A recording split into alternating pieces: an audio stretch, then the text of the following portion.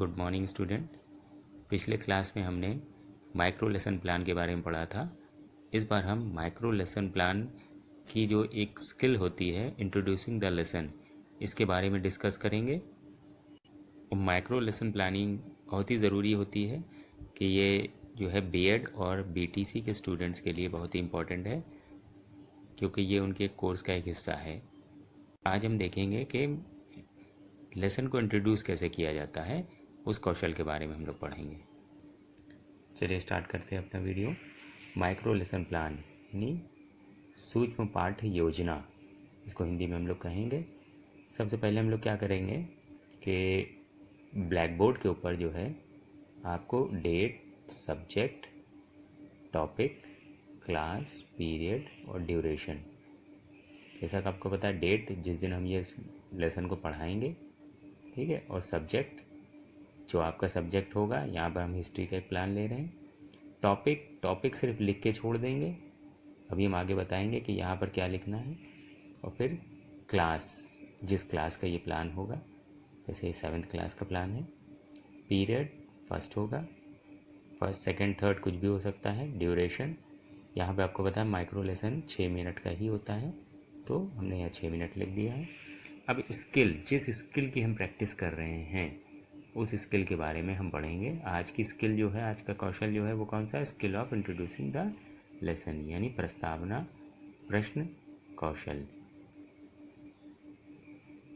यानी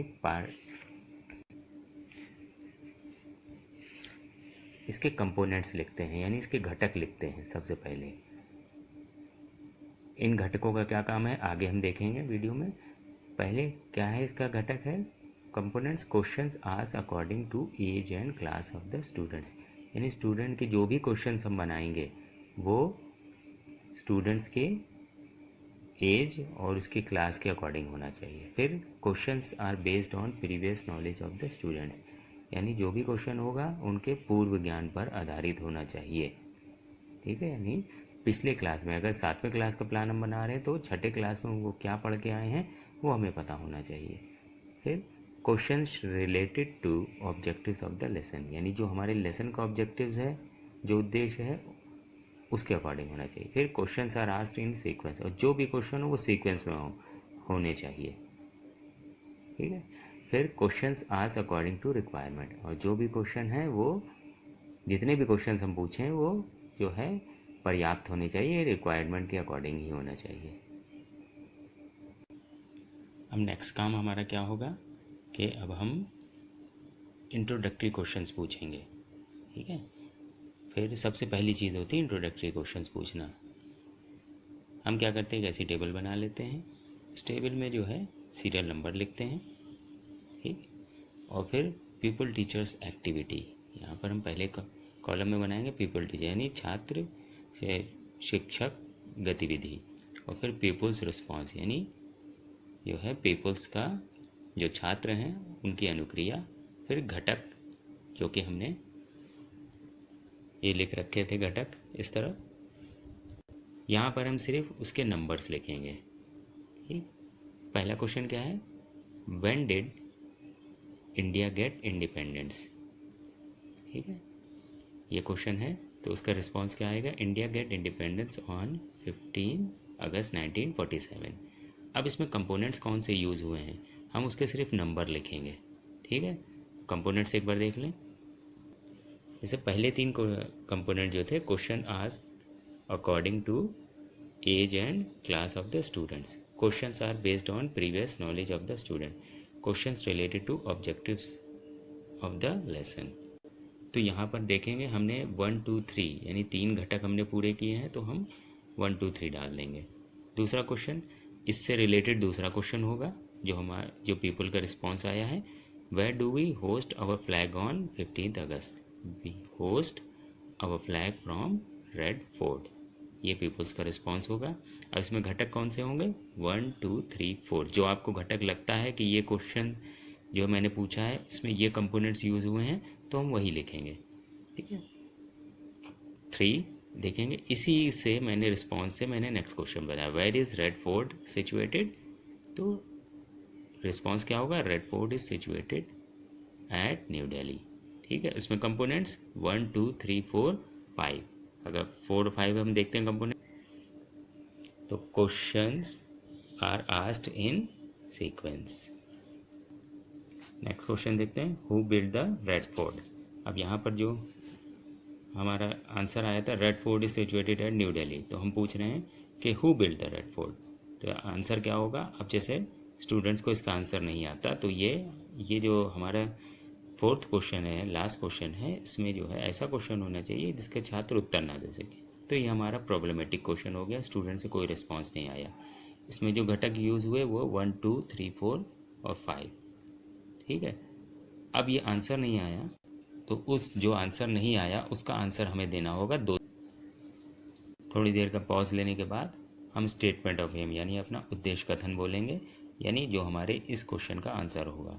क्या है, Mughal emperor Shahjahan build the Red Fort, so today we will know something about Shahjahan, यानी आज हम जो है मुगल एम्परर जो शाहजहां थे उन्हीं ने रेड फोर्ट बनाया था, आज हम शाहजहां के बारे में अध्ययन करेंगे। तो इतना कहने के बाद अब आपको क्या करना है, ये जो हमने खाली जगह छोड़ी हुई थी, अब यहाँ पर यानी स्टेटमेंट ऑफ एम देने के बाद, अपना आंसर देने के बाद, अब आप यहाँ पर अपना टॉपिक लिखेंगे। टॉपिक हमने बताया था बोर्ड पर पहले नहीं लिखा जाता है, जब इतने क्वेश्चंस पूछ लिए जाते हैं उसके बाद ही हम अपना टॉपिक लिखते हैं स्टेटमेंट ऑफ एम के बाद। तो हमारा टॉपिक क्या था, हमारा टॉपिक था शाहजहां। अब शाहजहां लिखने के बाद आपको क्या करना है, इस टॉपिक को अंडरलाइन कर देना है, ठीक है। अंडरलाइन करना ना भूलें, टॉपिक हमेशा बोर्ड पर अंडरलाइन किया जाएगा, और जब आप कॉपी में लेसन प्लान बनाएंगे उसमें भी ऐसे ही अंडरलाइन करेंगे। अब नेक्स्ट काम क्या होगा, अब आप ऑब्जर्वेशन टेबल बनाएंगे, इसको अवलोकन तालिका कहते हैं। उसमें वैसे ही सीरियल नंबर, जितने कंपोनेंट्स होंगे उतने हम सीरियल नंबर, जैसे 5 कंपोनेंट्स थे तो 5 सीरियल नंबर। कंपोनेंट्स जो हमने शुरू में देखे थे कंपोनेंट्स, सारे कंपोनेंट्स वैसे ही लिख देंगे। Question asked according to age and class of the students, ऐसी करके लास्ट देखेंगे question asked according to requirement, ठीक है। फिर एक रेटिंग स्केल बनाते हैं, फ्रिक्वेंसी उसकी होगी 1 2 3 4 5, ठीक है। ठीक, तो यानी 5 तक के जो है हम फ्रिक्वेंसी ले लेते हैं उसकी, सब में हम ऐसी 1 2 3 4 5 करके लिख देंगे, ठीक है। अब इस फ्रिक्वेंसी का मतलब क्या हुआ वो हमको नीचे दिखाना पड़ेगा। अगर 5 किसी को मिलता है तो वो वेरी गुड, 4 है गुड, 3 है सेटिस्फैक्ट्री, और 2 है अनसेटिस्फैक्ट्री, और 1 है पुअर। यानी ऑब्जर्वेशन टेबल जो होगी ये आप बनाएंगे, लेकिन इसमें आप कुछ भरेंगे नहीं। ये काम किसका होगा, ये काम होगा सुपरवाइज़र का। जो है टीचर आपको ऑब्ज़र्व कर रहे होंगे पीछे बैठकर, वो इस पे जो है रेटिंग देंगे आपको, ठीक है। अगर उनको लगता है कि आपने questions asked according to age and class of the student, आपने क्वेश्चन जो है छात्र के एज और क्लास के अकॉर्डिंग बनाया है, तो वो उस पर नंबर दे देंगे। अगर उनको लगता है कि ठीक है 3 देना चाहिए, तो वो 3 दे देंगे, 3 को सर्कल कर देंगे ऐसे।